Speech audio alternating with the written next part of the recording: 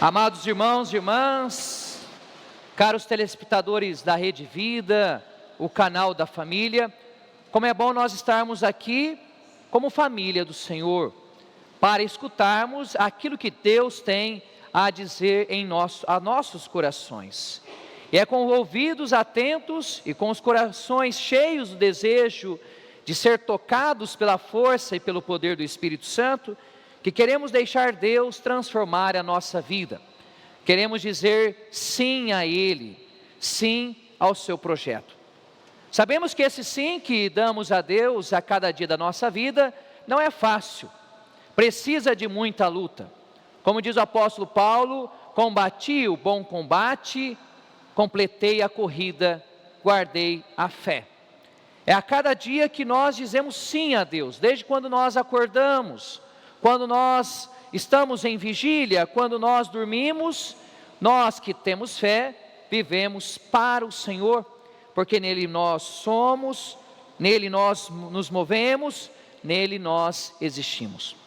E ao celebrarmos a festa de Santa Rosa de Lima, essa religiosa que disse sim a Deus e se torna a padroeira da América Latina, ela também nos estimula com seu exemplo a valorizar todas as vocações específicas existentes na igreja. Existe uma vocação que é a vocação do batismo. Pelo batismo nós nos tornamos filhos de Deus em Jesus Cristo. Pelo batismo nós somos chamados a ser santos como Jesus é santo. E o batismo, como a fonte de todas as vocações, aponta para no interno da igreja para os chamados específicos. A uns dentro da comunidade cristã, Deus deu a graça do sacramento da ordem, ou seja, o diaconado, o presbiterado, como no meu caso, o segundo grau da ordem, ou episcopado. Mas deu também àqueles que se amam, a homem e mulher, a graça de, pelo sacramento do matrimônio, constituírem a família cristã, na qual homem e mulher, ao se amarem, ao educarem os filhos, exercem ali a sua vocação batismal, o seu sacerdócio comum. Depois temos na igreja, como essa semana é dedicada, e nós temos aqui duas irmãs que trabalham lá conosco na paróquia, as irmãs Luzinete e Matilde, a vocação à vida consagrada. O que é a vocação à vida consagrada? Senão viver a radicalidade do batismo nos 3 conselhos evangélicos: a pobreza, se fazer pobre pelo reino dos céus. Depois, a obediência, obedecer e escutar a voz do Senhor. E a castidade, manter-se casto, ou seja, totalmente entregue a Deus para ser entregue aos irmãos. E por fim, dentro da igreja, nos diversos ministérios eclesiais, a vocação do catequista, dos leitores, dos agentes de pastoral que trabalham em nossas comunidades. Como nos propõe o mês vocacional, a igreja que olha para Maria Madalena, assim como ela, diante do ressuscitado, ela diz: eu vi Jesus, Cristo e vive, nós somos suas testemunhas. Então, quando um padre, uma religiosa, um casal, um leigo que assume o batismo, vive esse encontro pessoal com Cristo, nós, por nossa própria vida, nos tornamos testemunhas do Senhor. Isso é importante. Nós somos testemunhas pelas palavras que nós proclamamos e pelo ensino que transmitimos às pessoas, mas acima das palavras, pela própria nossa vida. Como dizia São Francisco de Assis, nós devemos ter muito cuidado com a nossa vida, pois talvez a nossa vida será o único evangelho que as pessoas terão oportunidade de ler. A nossa vida é a própria palavra de Deus escrita na história, quando, assumindo a nossa vocação, vivemos o amor em comunidade, vivemos o amor como cristãos. Nesse sentido, todas as vocações são importantes. A vocação do padre, a vocação da família, a vocação do religioso e os diversos ministérios na vida da igreja. E é vivendo então essa alegria da nossa vocação específica que podemos colocar em prática o evangelho de hoje. Aqui no evangelho nós temos 2 dimensões da vida cristã. Na primeira afirmação, Jesus fala: o reino dos céus é como um reino escondido no campo. Ou seja, esse campo é o mundo, esse campo é a história. o reino do céu já se faz presente entre nós. O reino de Deus é perceptível para aqueles que têm fé. E diz que um homem o encontra e o mantém escondido. Não se diz nessa primeira palavra que o homem estava procurando o reino. Do nada, ele encontra esse tesouro lá no campo. Ele encontra esse tesouro na sua vida. Aqui nós temos a primeira dimensão, que é a dimensão da graça. Deus nos ama. Deus se revela a nós. E ser cristão, ser batizado, ser filho de Deus, não é por nossos méritos, nem as nossas vocações específicas. É porque ao longo do mundo da história, Deus se faz presente, possibilitando-nos encontrá-lo em cada situação. Na alegria e na tristeza, na saúde e na doença, todos os momentos da nossa vida, se nós estivermos atentos e abertos a essa graça de Deus, ela se fará presente na nossa vida.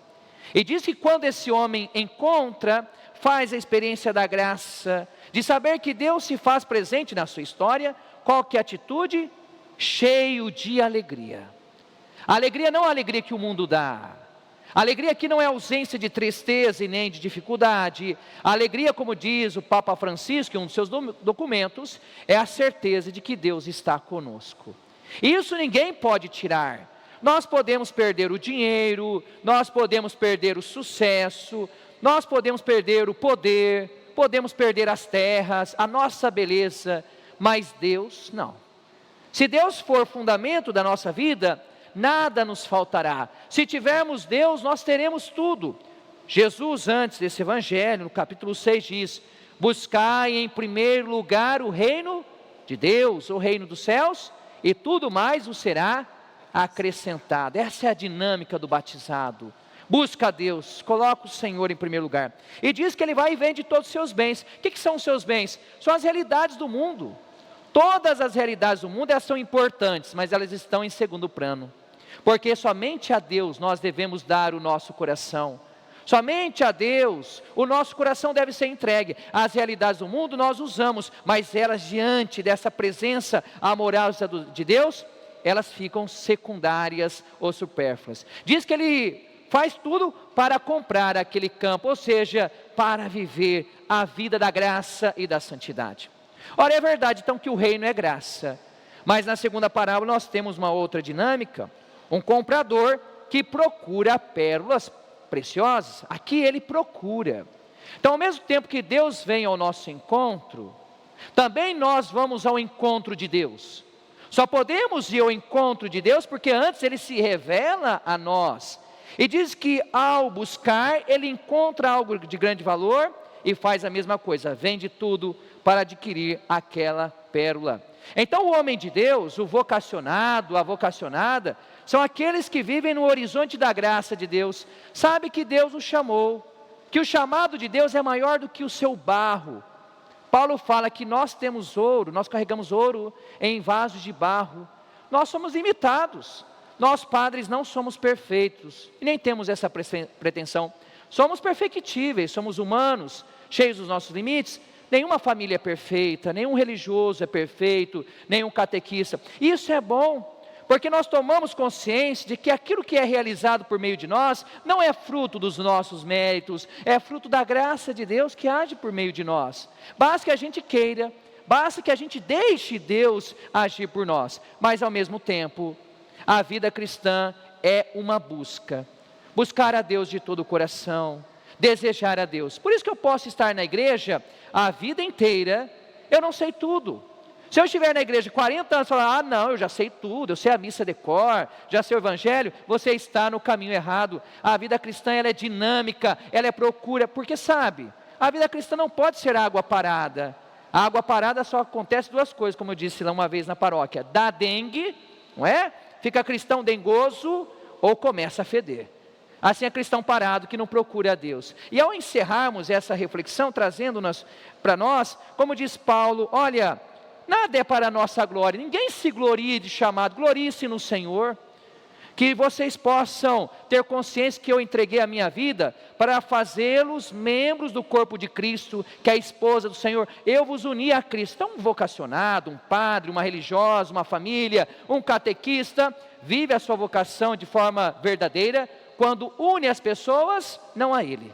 Um padre não pode querer unir as pessoas a Ele mesmo, porque o padre é passageiro ilimitado. O padre uma hora decepciona as pessoas. O que o padre religioso, a família deve fazer? Unir as pessoas a quem? A Cristo. Porque nós somos servos inúteis, somos passageiros. Mas nós iremos passar, o Senhor não. Céus e terras passarão, mas as minhas palavras jamais passarão, porque são palavras de vida eterna. Então que nós possamos louvar a Deus, e como Santa Rosa de Lima, vivendo a nossa vocação específica, sair daqui com o desejo de anunciar não um Deus que nós escutamos, não passagens decoradas da Bíblia, mas anunciar um Deus que nos encontrou, que veio a nós, e nós nos encontramos com Ele. Então, ser cristão é isso, é deixar ser encontrado por Deus, e ao mesmo tempo com a nossa própria força, encontrar o Senhor da nossa vida, Ele que nos chama, Ele que nos salva, Ele que é o nosso divino Salvador. Este programa teve o apoio dos nossos benfeitores. Seja você também um fiel evangelizador. Ligue para 11 4200 8080.